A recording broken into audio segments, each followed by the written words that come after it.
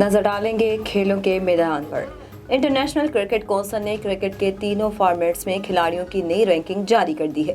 कप्तान बाबर आजम की वनडे और टी20 रैंकिंग में हुक्मरानी बरकरार है। कौमी टीम के कप्तान बाबर आजम वनडे और टी20 में बल्लेबाजों की रैंकिंग में बदस्तूर पहली पोजीशन पर विराजमान है। बाबर आजम की टेस्ट में तीसरी पोजीशन भी बरकरार है। कॉमनवेल्थ गेम्स में पाकिस्तान ने पहला मेडल हासिल कर लिया। शाह हुसैन ने जूडो में कांसी का तगमा अपने नाम किया।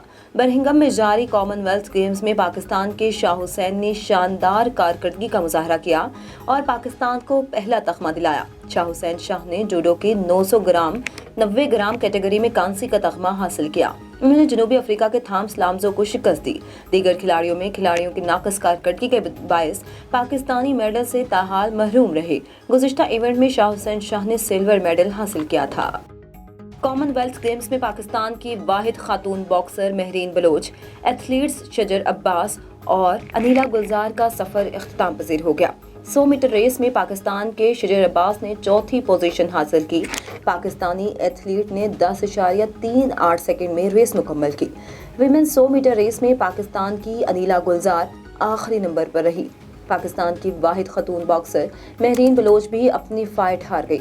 पाकिस्तान की वाहिद खातून बॉक्सर महरीन बलोच को श्रीलंकन हरीफ के हाथों 5-0 से शिकस्त हुई।